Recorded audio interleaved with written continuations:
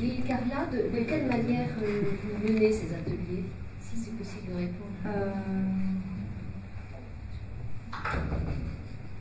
Alors, je disais que l'atelier était organisé en deux parties, une sorte de séminaire qui est en fait un club de lecture, et l'atelier qui est l'espace d'expérimentation, d'élaboration des textes, qui est en fait un rendez-vous hebdomadaire, enfin en petits groupes. Ce semestre, on a toujours une vingtaine d'étudiants dans cet atelier. Ce semestre, ils sont 17 et on se réunit, je divise le groupe en 3 et on se réunit chaque semaine pour se donner des nouvelles du projet. C'est-à-dire on vient parler aussi bien d'une semaine passée sans écrire qu'une semaine un peu plus prolifique où les étudiants amènent des petits morceaux. On essaye d'accompagner par la discussion, l'élaboration des textes. Ensuite, ce que j'appelle le club de lecture, c'est parce que je ne me sens pas de diriger un séminaire, mais je me sens d'animer un club de lecture. Et donc j'amène des textes, je leur propose des textes, à chaque fois deux, l'idée étant que c'est des textes d'auteurs contemporains, artistes ou écrivains. L'idée est de se fabriquer à travers la lecture des outils de compréhension des formes et de se fabriquer aussi un vocabulaire qui ne serait pas celui de la théorie littéraire, mais qui serait celui des artistes qui font des textes. Donc aussi quelque chose qui serait qu'on pourrait employer pour parler de nos propres textes ou des formes, si ce n'est pas des textes, les objets de langage sur lesquels on travaille. Et donc ce sont ces deux moments, et à l'intérieur de ces deux moments viennent régulièrement des auteurs dans le cadre de ce cycle de lecture voix off. Donc c'est à peu près une lecture par mois, une lecture qui est ouverte au public, au musée, qui est suivie d'une journée d'intervention de l'auteur dans l'école. C'est une discussion, en fait une rencontre avec tous les étudiants d'atelier sur la pratique d'écriture de l'auteur, et ensuite sur le mode du tutorat, les auteurs rencontrent quelques étudiants, entre 5 et 7, ont lu leur texte avant de venir, et donc c'est des rendez-vous auxquels je n'assiste pas, mais ils leur donnent des conseils, ils discutent de la forme, enfin voilà. Moi qui ai eu le plaisir d'être invité dans ce cadre-là, ce qui m'avait frappé, c'était effectivement l'excellence des étudiants et leur dynamisme, leur sérieux et l'engagement. Et ça concerne d'ailleurs pas simplement la aide à Genève, mais c'est vrai que ces étudiants qui s'intéressent à la littérature au sens très large du terme, ou aux effets de langage dans ces écoles d'art, déploient un engagement assez extraordinaire. Ce sont des conditions extraordinaires de travail, de discussion, de construction ensemble de quelque chose. Ouais. Peut-être ce que j'ai pas dit, c'est qu'en fait, c'est un enseignement qui est principalement donné pour des étudiants en bachelor, des étudiants en master, mais qui viennent, que je suis justement sous une forme plus de tutorat. Et c'est un enseignement, il n'y a pas de département écriture là. C'est vraiment un atelier d'ailleurs qu'on appelle laboratoire. On n'a pas de création littéraire. C'est un laboratoire, il y a 3 laboratoires, un laboratoire édition, laboratoire écriture et laboratoire intervention dans l'espace public. C'est les 3 laboratoires qui sont en fait entre les enseignements spécialisés théoriques et les enseignements, les ateliers principaux qui sont vraiment des programmes dédiés à des pratiques, la performance, etc., peinture, je sais pas. Et donc c'est quelque chose que les étudiants choisissent en plus de tout le reste. D'autres interventions? J'aurais 2 questions. Une à Jérôme Mauche concernant cette micro-littérature. Je ne comprends pas très bien comment on peut l'homogénéiser très rapidement comme ça. C'est pas une critique, hein, mais parce que je vois très très bien, en tout cas, vous lui donnez une visibilité, ce qui est extrêmement important. Non, elle existe déjà, donc ça c'est pas très difficile, elle est là, elle a des incarnations qui sont très différentes. Elle se déploie du côté du monde éditorial le plus classique, il y a toute une frange de la littérature qui dialogue, qui est faite par des artistes plasticiens, mais qui écrivent. Enfin, on a parlé d'Édouard Levé, Valérie Mregen, Carla Debner, dans la salle il y a plein de monde, voilà. Donc il y a ça, et puis après il y a toute une série d'autres modalités autour de l'écriture, et il me semble que du côté de l'art contemporain, il y a une réception vraiment exceptionnelle ces derniers temps, et qui s'inscrit dans une histoire au très long terme, bien évidemment, les avant-gardes, les arts conceptuels, etc., les revivifications successives, mais il y a un contexte éminemment intéressant, et les étudiants qui sont très malins, à mon avis, et au sens positif du terme, il va sans dire, enfin voilà, savent qu'il y a quelque chose dont il est intéressant de se saisir. Oui, non, mais c'est vrai que c'est un peu... Ou alors on peut voir ça comme une sorte d'idéal type à la Max Weber, c'est-à-dire c'est une sorte de grossissement des effets pour pouvoir constituer un objet, mais sur un mode qui ne serait pas scientifique. Je ne sais pas que ce soit l'époque qui homogénéise très vite et qu'après coup, on se rend compte que ce soit... Ça c'est vrai, mais le désir d'historicisation, et enfin voilà, ces très jeunes artistes savent qu'il faut être historicisé tout de suite, sinon après c'est trop tard. Donc, ça, on sait rien. Ben si, parce qu'enfin, en tout cas, le monde de l'art contemporain tel qu'il fonctionne à l'heure actuelle, à l'instant T, c'est-à-dire vous êtes maintenant, et après, si votre tour passe, vous avez hélas fort peu de chances de pouvoir rejouer quoi que ce soit. Ah oui, après, non, mais nous sommes, et contrairement à ce que j'ai entendu dire plusieurs fois, en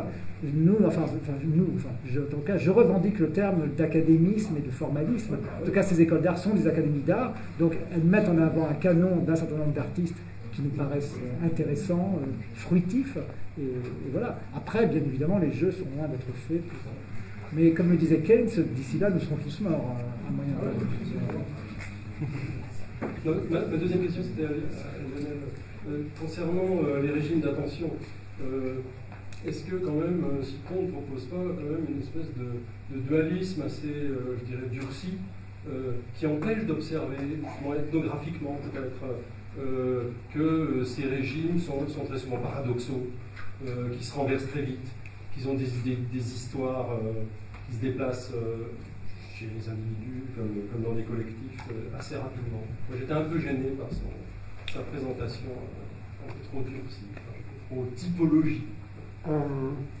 Je ne l'ai pas lu comme ça en fait, mais peut-être je l'ai mal lu, mais moi je voyais plutôt, il a ces deux images de la vacuole et du dispositif, je crois, à mon sens, il ne les classait pas, c'est-à-dire il parlait plutôt d'œuvres, enfin il prenait des œuvres emblématiques de vacuole et de dispositif, donc certaines qui constituent ces bulles d'isolation, d'isolement face au flux informationnel, et d'autres qui prennent dans ces flux d'informations pour les faire jouer, pour jouer les court-circuités, etc. Mais je crois qu'il ne parle pas des œuvres en elles-mêmes, je crois qu'il parle d'attitude par rapport à l'attention qu'on trouve et pour ma part, quand j'en parle avec mes étudiants, je leur dis toujours, ça ne distingue pas deux esthétiques, par exemple. Ça distingue deux manières de travailler sur les régimes d'attention qui peuvent totalement coexister dans les mêmes artefacts, s'il y a artefacts. Mais je suis tout à fait d'accord, ça c'est vraiment ce que je trouve en tout cas que en tant que littéraire, voilà, je trouve ça un champ d'exploration tout à fait intéressant pour penser la littérature différemment et qui en même temps reprend des choses relativement anciennes, mais ça permet aussi de ne pas isoler la littérature. Vous voyez ces images, quand vous lisez un roman, un immeuble peut s'écrouler à côté de vous. Non mais ça, on est exactement dans une économie de l'attention, c'est-à-dire qu'on est tellement pris que par cette attention. Et donc je trouve que c'est intéressant aujourd'hui, dans la mesure où nous faisons l'expérience quotidiennement tous les uns et les autres, j'imagine ici, de cette capacité de distraction et de jet ski qu'il faut travailler sur nos ressources attentionnelles. Or, la littérature est les littératures sont très intéressantes pour travailler sur les ressources attentionnelles parce qu'elles suscitent de l'attention, elles en produisent. Chaque fois qu'on prend la parole, on demande une attention. Je trouve ça, moi, pour ma part, tout à fait fascinant de voir comment on passe de moments d'attention flottante à l'attention profonde. Et parfois, c'est le même objet qui produit chez deux lecteurs ou auditeurs différents de l'attention flottante ou de l'attention profonde, ce qui est très souvent le cas dans les colloques, par exemple. Merci. Alors, je crois qu'il faut qu'on s'arrête vraiment. D'autant plus que je dois conclure. Alors, je m'auto-attribue 5 minutes. Alors, en quittant la casquette modération, pour vous dire donc en tant que chargé de mission au ministère de la Culture à la direction de la création, le mot, ça a été dit, n'est pas forcément le bon, mais il y a au moins cet avantage, ce mot de création qui nous rassemble tous. Qu'on soit musicien, qu'on soit plasticien, qu'on soit vidéaste, qu'on soit poète ou qu'on soit, j'ai envie de dire même philosophe, ce que je suis, nous sommes tous dans un acte ou un geste où il s'agit de reporter l'espace du dissible et du possible. Et qu'à ce titre, nous avons en effet des choses à faire ensemble et on l'a bien vu toute l'après-midi. Vous dire des choses extrêmement concrètes, moi ce que je retiens de cet après-midi, c'est les écoles d'art, elles ont bossé beaucoup. Ça vraiment, et depuis 2 ans que je suis au ministère, les écoles d'art et de design ont bossé sur la question de la recherche, sur la question de l'invention, de la réforme de leur propre canon, de leur... ça. Les écoles de théâtre sont dans une autre dynamique. Pour une raison d'ailleurs très simple, on a parlé de Bologne, ils sont sur du Bac+3, donc comment demander à des gens qui travaillent en 3 ans de faire un travail qui normalement se fait en 8 ans.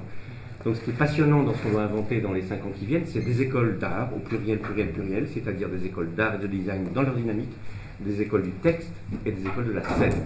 Je pense qu'il nous faut en finir avec les disciplines, avec les mots prison, avec les mots territoire, et il faut oser des mots liants, des mots ponts, des mots passerelles. Le mot texte en est un, bien évidemment, vous l'avez tous démontré. Le mot scène en est un second. Je crois qu'il faudrait vraiment qu'on assume l'idée, qu'on forme. Je reprends la phrase de Claire Lannes, je vais l'appeler demain matin, soyons clairs, hein, dire nous travaillons sur des acteurs et non pas besoin d'écrire, est pour moi un pur scandale. Voilà. C'est pour moi inacceptable, c'est le déni de ce que doit être l'artiste du XXIe siècle.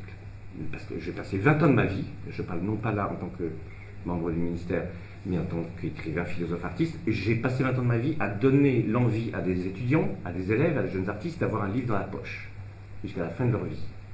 Donc l'idée qu'ils n'auraient pas besoin de lire ni d'écrire me paraît scandaleuse, je le dis publiquement. Donc soyons clairs sur maintenant nos combats, il y a des combats à mener, ces combats c'est école d'art, école de texte, école de scène, et il nous faut vraiment qu'on affirme, parce qu'il y a quand même un truc que je voudrais dire. Pourquoi en école d'art, on est capable de dire « je forme un jeune vidéaste, je forme un jeune photographe, je forme un jeune performeur ». Pourquoi on ne peut pas dire en école de théâtre? Pourquoi on forme que l'acteur? Pourquoi on est incapable d'assumer le geste de création? Pourquoi on a mis tant de temps à faire un colloque comme celui-ci où on dit « ben oui, bien sûr que l'écriture, non pas ça s'apprend, mais ça, vous l'avez tous dit, ça s'enseigne, ça se travaille, ça se transmet ».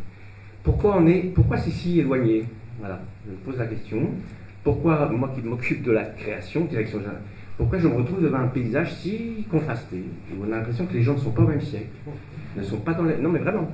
Et donc il va falloir quand même qu'on se mette à la table, et je peux vous dire qu'au ministère de la Culture on y pense très sérieusement, et notamment du côté de la scène, parce qu'il y a du boulot, et qu'on doit travailler avec vous. Je pense qu'on doit maintenant assumer le lien entre école d'art et école de théâtre et de danse, pardon, je dis. Non, mais tel que la création se voilà, fait aussi, il me semble qu'on a vraiment à en finir avec des murs de Berlin qui sont là depuis trop longtemps, qui ne se disent pas. Excusez-moi, je ne fais pas du tout dans l'académie, mais comme j'ai 5 minutes, je préfère dire la chose que j'ai envie de dire plutôt que de... Voilà. Et donc allons écouter les textes des jeunes étudiants. Merci à tous.